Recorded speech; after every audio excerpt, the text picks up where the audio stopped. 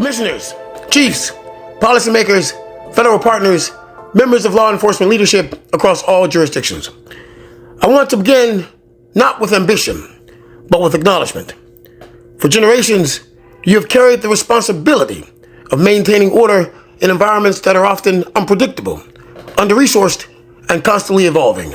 You have operated within systems that require you to respond quickly, act decisively, and restore stability after disruption has already occurred. And despite those constraints, you have upheld justice. But today, we are not here to evaluate what has been done. We are here to examine what is now possible. Because the fundamental structure of public safety, while effective in this time, was built around a single unavoidable limitation. It begins after the moment of harm. A call is made, a report is filed, or a response is initiated, an investigation follows. And in that sequence, the most important reality remains unchanged. The event has already taken place. So the question before us is not whether law enforcement is effective. The question is, can we evolve beyond response into prevention? Because crime, when studied with precision, reveals something critical. It is not random. It is patterned. It emerges from converging signals: behavioral stress, environmental pressure, opportunity gaps, systemic fragmentation. These signals build over time. They escalate. They repeat. They leave traces. And when those traces are ignored or discovered too late, they manifest as the very incidents that demand emergency response. But if those same signals are identified early, if they are understood in context, if they are shared across systems without delay, then intervention becomes possible before harm occurs. Now, that realization is the foundation of the Shadow Sentinel Network. The Shadow Sentinel Network, or SSN, is a global preventative intelligence framework. It is designed not to replace law enforcement, but to elevate its effectiveness by shifting the timeline of intervention, from reaction to foresight, from reconstruction to disruption, from isolated action to coordinated intelligence. To understand SSN fully, we must situate it within familiar systems.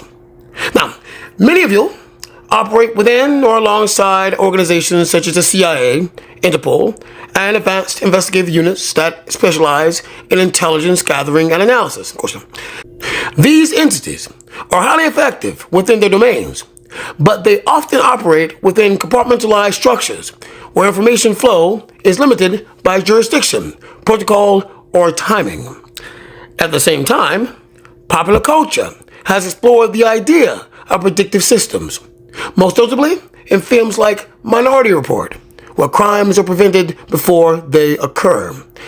Now, SSN exists at the intersection of those two realities, believe it or not. It takes the discipline and structure of real-world intelligence systems and combines it with the forward-looking capacity of predictive analysis, while grounding everything in lawful, ethical, and accountable frameworks. Now, this is not speculation. This is real. This is structured evolution. Let me continue. SSN operates through a dual organizational structure, ensuring both depth and reach. The first is the 144th Legion Shadow Sentinel Division, a military-aligned branch responsible for high-level threats that extend beyond local jurisdiction.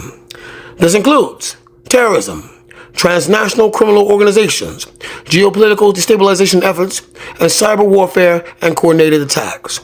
This division operates with precision, discretion, and global awareness.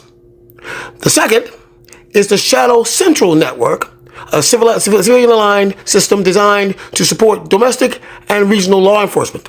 This includes investigative intelligence support, localized crime pattern analysis, interagency coordination across municipalities and states. Within this structure exist key roles: global architects, who oversee strategic alignment; national architects, who coordinate at the country level; regional architects, who manage operational zones; sentinel analysts, who interpret data and patterns; and station sentinels, who monitor and report in real time. Together, these roles create a layered intelligence ecosystem. Now, within this ecosystem exists one of the most critical tools in the entire SSN framework, the analytical platform known as H.O.M.I.C.I.D.E. That's right. This is not merely a name. It is a system of structured intelligence. H.O.M.I.C.I.D.E. stands for Holistic Observational Matrix for Intelligence, Crime Identification, Detection, and Enforcement. This pattern is designed to analyze all categories of criminal activity, not just homicide. It integrates behavioral pattern recognition, environmental and situational context, timeline progression and escalation tracking, and multi-source intelligence synthesis. It does not focus on isolated events. It focuses on convergence. I'll say it again. It does not focus on isolated events. It focuses on convergence. Let me continue. Access to this platform is structured in tiers to ensure both effectiveness and security. First tier. Military and federal agencies receive real-time, latency-free intelligence, enabling immediate response to high-level threats.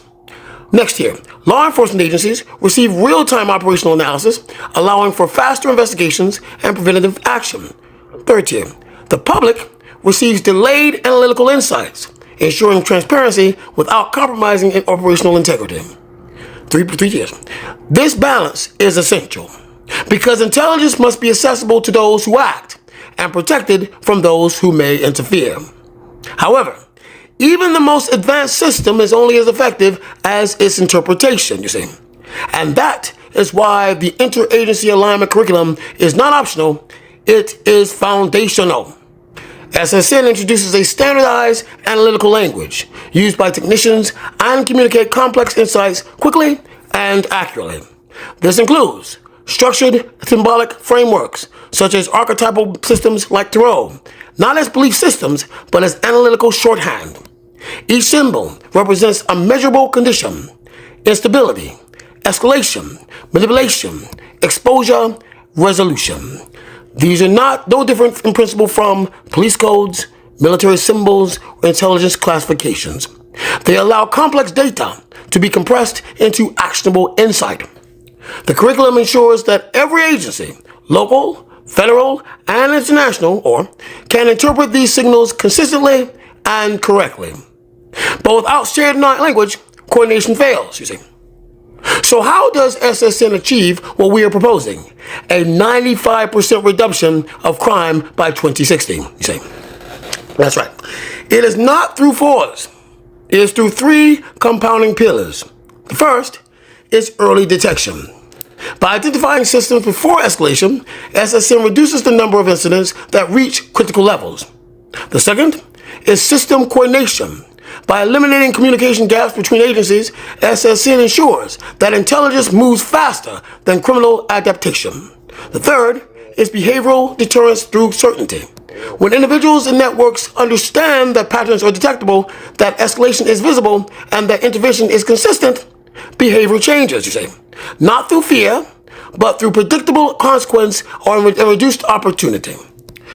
Now, implementation of this framework will begin, or we plan to begin, by 2027, with New York City as the primary testing ground. This is not a symbolic choice. It is a strategic one. New York City represents complexity, diversity, density, and scale. If this SSN can operate effectively there, it can operate anywhere across the globe, as we know. From that point, expansion will move across major U.S. cities and then to international hubs, leading to global integration by 2045 and stabilization by 2060. Now, let us speak directly about the expectation: a 95% reduction in crime by 2060. This is not a claim of perfection. It is a projection based on compounded systemic improvement over decades. As systems align, as detection improves, as coordination strengthens, as behavior adapts, crime loses its foundation. It becomes less frequent, less organized, less sustainable, until it no longer is a defining feature of society. The remaining 5%, that margin we acknowledge, represents human unpredictability, and it must remain. Because a system that removes all risk, at the cost of freedom is not justice, as the sin is not built to control.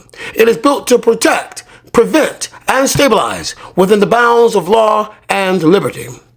By 2060, if this system is implemented with discipline, integrity, and global cooperation, cities will no longer operate under the assumption of danger. Law enforcement will no longer be forced into constant reaction. Communities will no longer measure safety as a privilege. Instead, stability becomes the standard, prevention becomes the norm, and crime becomes the exception. This is the significance of the Shadow Sentinel Network, not simply as a technological advancement, but as a structural transformation in how humanity approaches justice. From reaction to prevention, from fragmentation to alignment, from inevitability to foresight. And that transformation begins with all of you. Thank you. PowerPoint presentation slide is in the description. Thank you.